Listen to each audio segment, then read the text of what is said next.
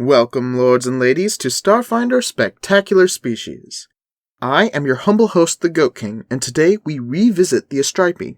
The Astriapi have been expanded in Starfinder Interstellar Species, but as always, you can find them free of charge on Archives of Nethys, linked below. The Astriapi homeworld Colvir is a marvel of technomancy and bioengineering. Its one landmass is host to a stunning megalopolis. A city so stunning and massive as to be the center of government and encapsulate nearly their entire society. In the center of this vast metropolis sits an immense building, reminiscent of a cathedral. This place, known simply as Central Beacon, houses the government's bureaucracy and is home and headquarters to the hierarchs. These hierarchs are the leaders of Astriapi government. Their real power, however, comes from their glimpses into the future. By consuming honey derived from the rare and endangered Zufera flower, they were shown visions of the future, of destruction and prosperity, of ecological collapse and unity. These visions led the hierarchs to unify the Astriapi and spark a techno-magical revolution to reach prosperity while also protecting the natural ecology of their planet. Architecture designed to be friendly to migratory birds, automated maintenance of artificial reefs, non-lethal pest control systems citywide, solar-powered speedliners, and a planet-spanning system of bullet trains, all powered and controlled by massive geothermal energy harvesting computers under the ground. It is to their great disadvantage, however, that these systems were all designed and constructed during the gap, their secrets lost. Now, 3 centuries post-gap, these mechanisms are starting to wear down. Despite the hierarchy's best efforts, there is so little known about the technologies that run their world. This is the greatest challenge facing their society, but it is by no means the only challenge. The flower from which the hierarch's power is derived has become an endangered species. What's left has been hidden away for safekeeping, but in a time where the need for prophecy is so great, how long can these resources truly be protected? A portion of their society has turned away from the efforts of the hierarchy. The unworking prefer to create art, music, theater, and other forms of entertainment. In these efforts, they are mostly ignored by the hierarchs and form small, self-governing communities. Dreamer's Redoubt is the largest of these communities, built into a massive living tree. Within these unworking communities, a new group has sprung up. The Rising are a politically active offshoot of the Church of Horus, god of adaptation, evolution, and natural selection. The Rising claim the power of prophecy without use of the Zufera flower, a claim the hierarchs brand as heretical.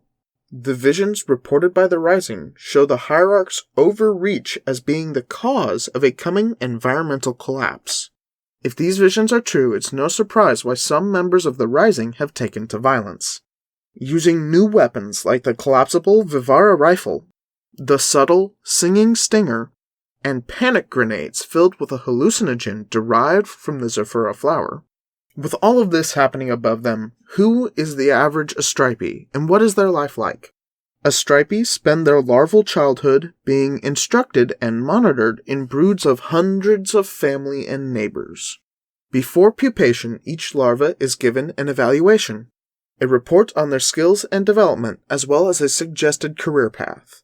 After the now adult Astriapi emerges from their year-long pupation, they are expected to announce their dedication to the city or the people, taking up careers in engineering, agriculture, natural sciences, or civil service, education, and medicine, respectively.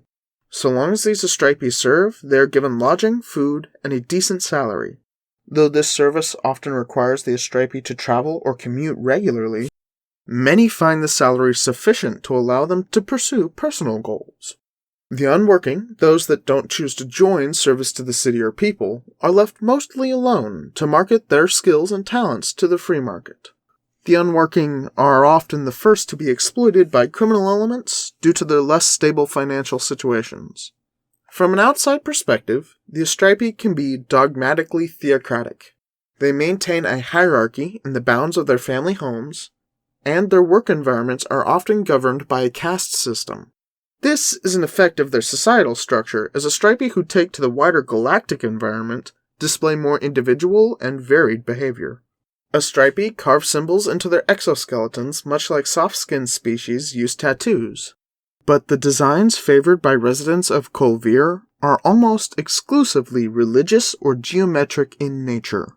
Despite their stature and sturdy exoskeletons, Astriapi rarely weigh more than 150 pounds, allowing their wasp-like wings to make them nimble flyers. While their large, piercing mandibles and prominent olfactory antennae are quite noticeable, their strangest trait is their ability to produce a potent honey. Its effects are quite nearly identical to healing serum.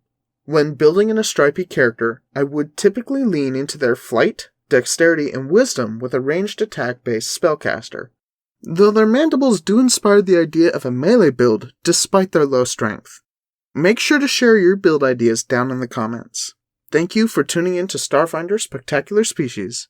I have been your host, the Goat King, and as always, travel with loyal companions.